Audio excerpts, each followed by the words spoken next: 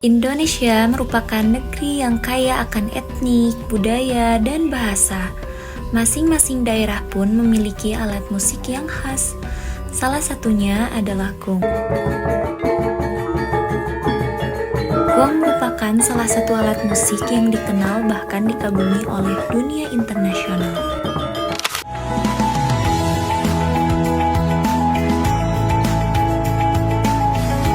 Di Jalan Pancasan nomor 17 Bogor Barat ini, kita masih bisa menjumpai pengrajin yang masih memproduksi gong. Gong Factory merupakan pabrik gong tertua yang berada di Jawa Barat. Pabrik ini diketahui telah berdiri sejak 3 abad yang lalu di masa kolonial Belanda. Pabrik gong ini sudah turun-temurun dikelola oleh satu keluarga. Penerusnya kini bernama Krisna Hidayat yang merupakan generasi ke-7. Nama saya Krisna Hidayat. Saya di sini selaku owner atau pemilik dari Gong Factory Bogor. Di Gong Factory ini berdiri pada masa kolonial Belanda. Jadi sudah berdiri diperkirakan tahun 1820. Di mana sudah berjalan sampai saat sekarang ini sudah 7 generasi. 7 generasi itu saya itu generasi ke-7-nya. Dari tahun 1820 pabrik gong ini tidak berpindah tempat. Kalau orang Bogor bilang atau orang lokal ini sebenarnya bengkel gong yang terkenalnya. Tapi karena waktu itu kita banyak dikunjungi oleh wisatawan asing dari luar negeri, dari Amerika, dari Eropa. Akhirnya kita memakai istilah asing yaitu Gong Factory Bogor gitu.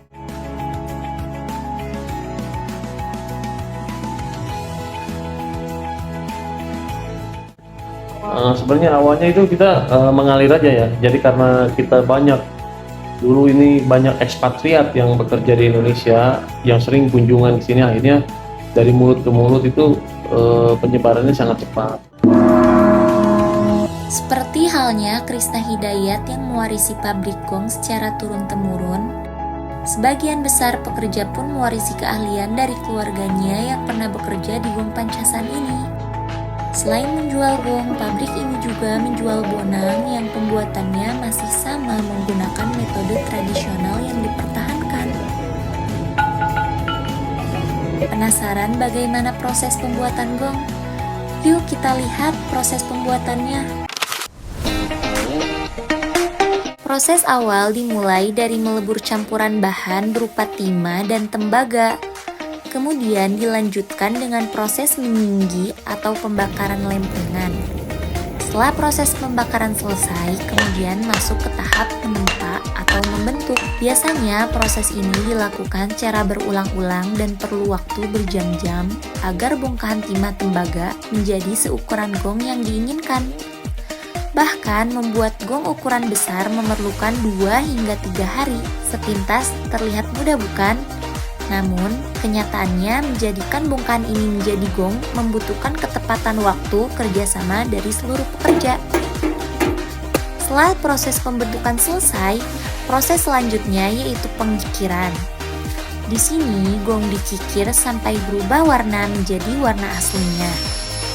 Setelah selesai dikikir, baru kemudian gong tersebut masuk ke tahap menyetem atau menemukan nada yang tepat, yang biasanya dilakukan secara manual oleh pemilik gong factory. Dalam tahap ini dibutuhkan keahlian khusus sebab ketepatan nada menjadi salah satu faktor penting dalam pembuatan gong. Dan proses terakhir yaitu penyempurnaan.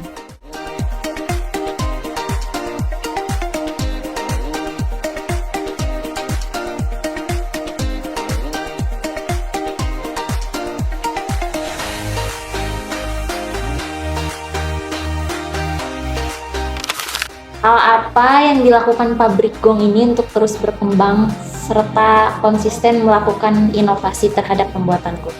Itu pertama ya, kita menjaga konsistensi dari pembuatan gong tersebut. Di mana kita juga sedang mengembangkan beberapa inovasi. Di antaranya kita menggunakan yang tadinya menggunakan alat-alat tradisional, sekarang sedikit demi sedikit kita memakai alat bantu yang sifatnya sedikit modern. Inovasi apa sih yang membuat si hasil gong ini tuh menarik pelanggan baru atau lama jadi lebih tertarik gitu ke gong ini? Untuk menarik dari produk yang dihasilkan oleh Gong Factory ini, kita justru mengedepankan dari segi tradisionalnya, pembuatan tradisionalnya. Kita tidak mengubah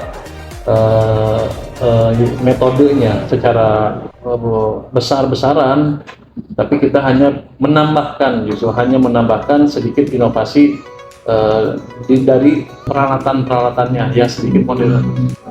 Dan untuk kualitas gong itu sendiri kita tidak merubahnya, seperti yang namanya tempaan itu kita karena sudah menjadi ciri khas dari Gong Factory ini, hasil gong tersebut masih terlihat tempaannya, bekas palu pukulan tempanya itu masih kita pertahankan.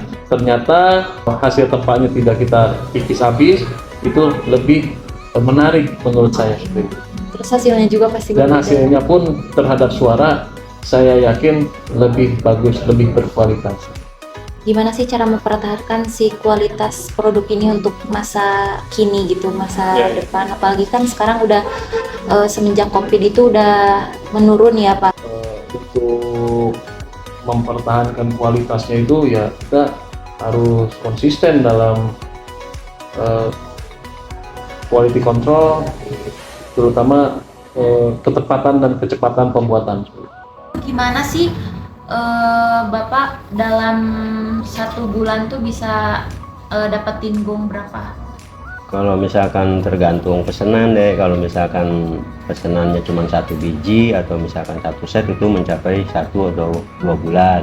Kalau misalkan 1 biji, misalkan dia pesan 1 biji, ya minimal 1-2 hari juga udah selesai gitu kan.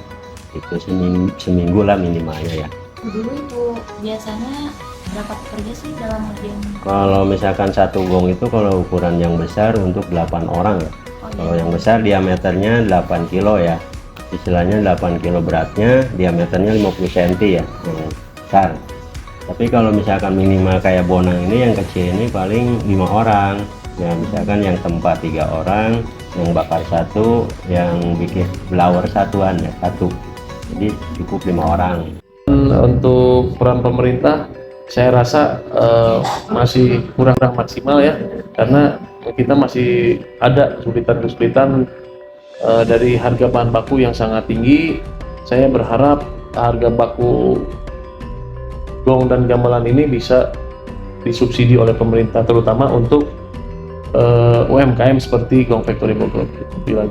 Harapan kami, terutama harapan dari saya, bagaimana pabrik gong ini bisa lestari, bisa bertahan, bisa survive di era modern seperti sekarang ini, tapi itu sangat bisa dibilang teramat berat atau bila tanpa ada bantuan dari seluruh stakeholder yang ada seperti Dinas Kebudayaan, Dinas Pendidikan, lalu divisi seni, budayawan, lalu ada juga dari sanggar-sanggar, kita karena harus saling berhubungan dan saling menunjang gitu.